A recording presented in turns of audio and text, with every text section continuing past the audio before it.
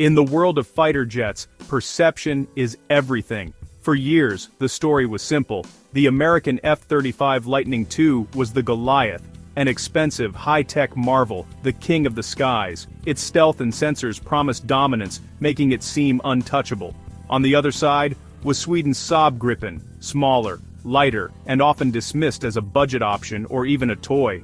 The idea that it could challenge the F-35 was laughable to many, but stories change when they meet reality.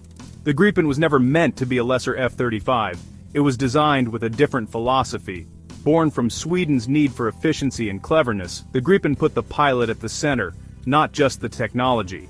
It was built to operate under harsh conditions, from frozen highways, rearmed and refueled in minutes by a handful of conscripts. Its systems could be upgraded as easily as a smartphone. Slowly, the world began to realize the Gripen wasn't just a budget fighter. It was a different kind of predator.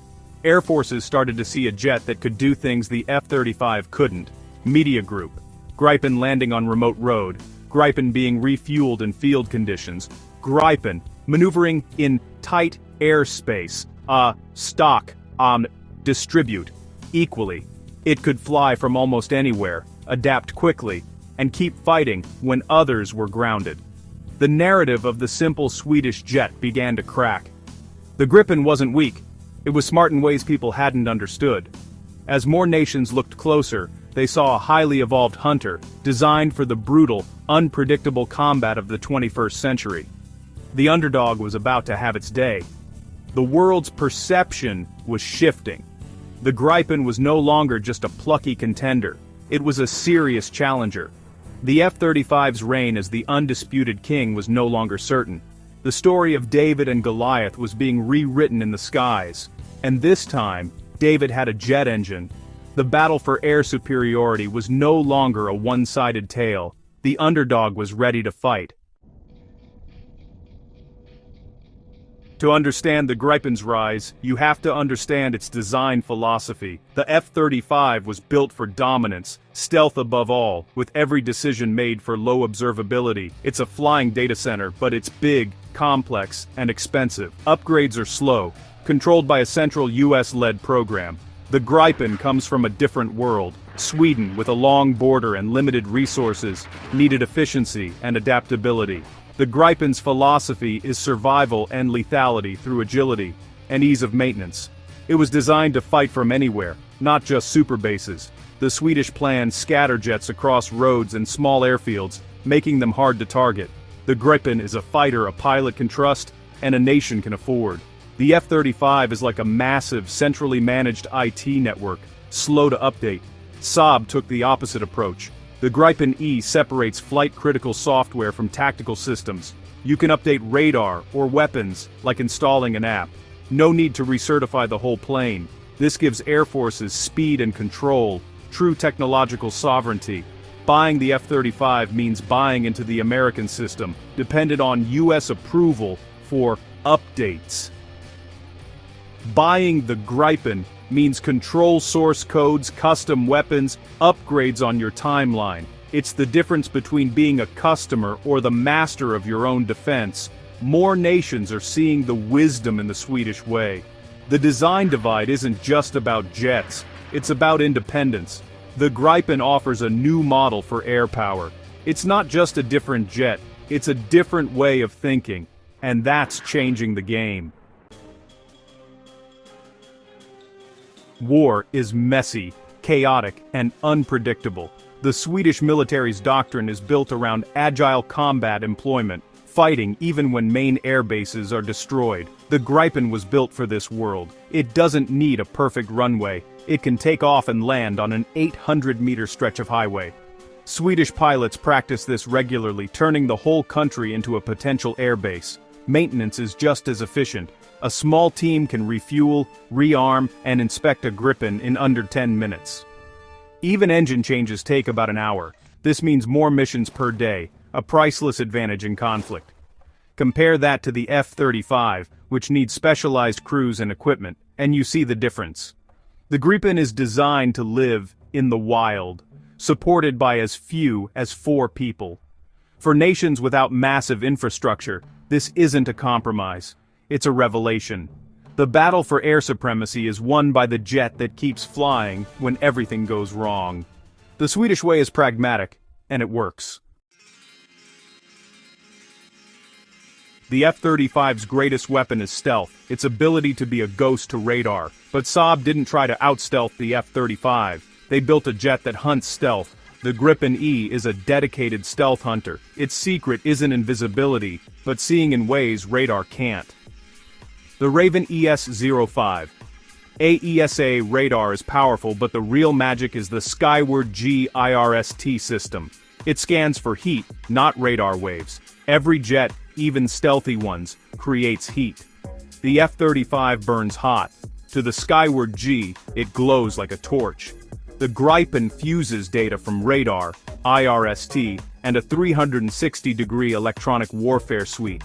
It builds a clear picture of the battle space, sharing tracks with other Gripens. It can track and target stealth fighters without giving away its own position. This is counter-stealth, not playing the enemy's game, but using different senses to find them. The F-35's advantage becomes a vulnerability. The ghost is no longer invisible. The Gripen proved you don't need to be stealthy to defeat stealth. You just need to be smarter. And the Gripen is. Flying a modern fighter is information overload. The F-35 automates everything, but Saab took a different path. Human-machine collaboration. The Gripen E's cockpit is a seamless extension of the pilot's mind. Its wide-area display is a customizable tactical canvas.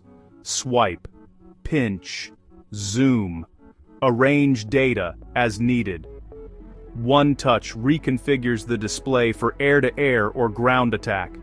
This intuitive control reduces workload, letting the pilot focus on tactics.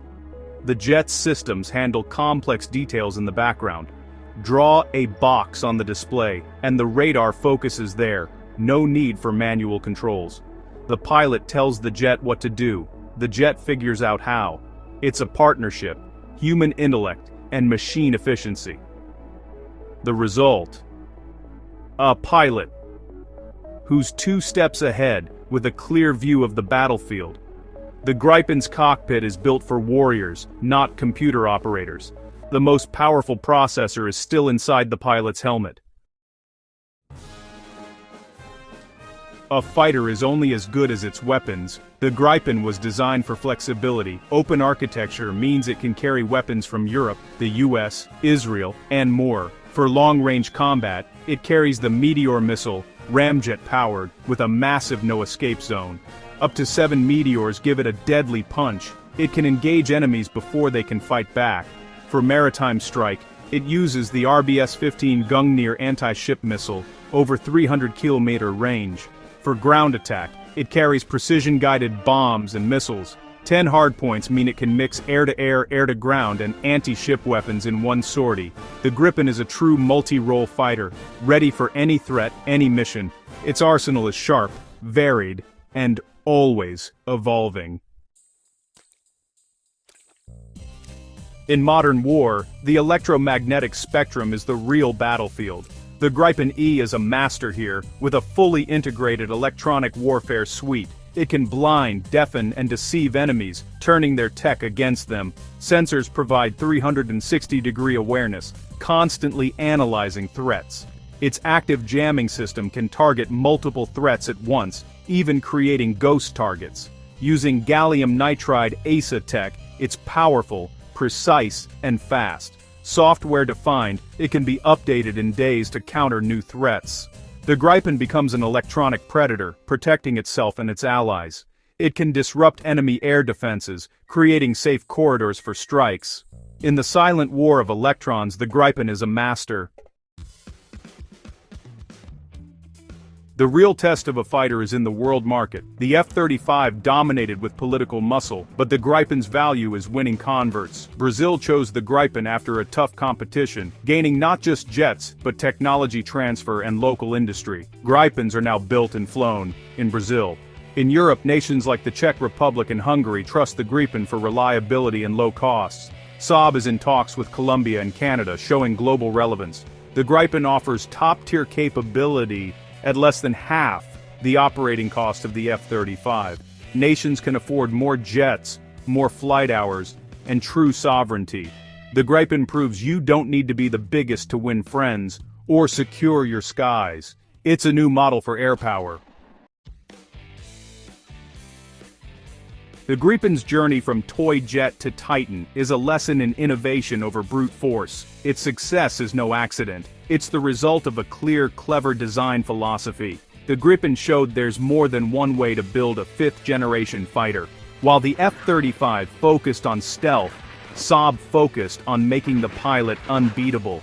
Its sensor fusion and electronic warfare have challenged the F-35's invincibility.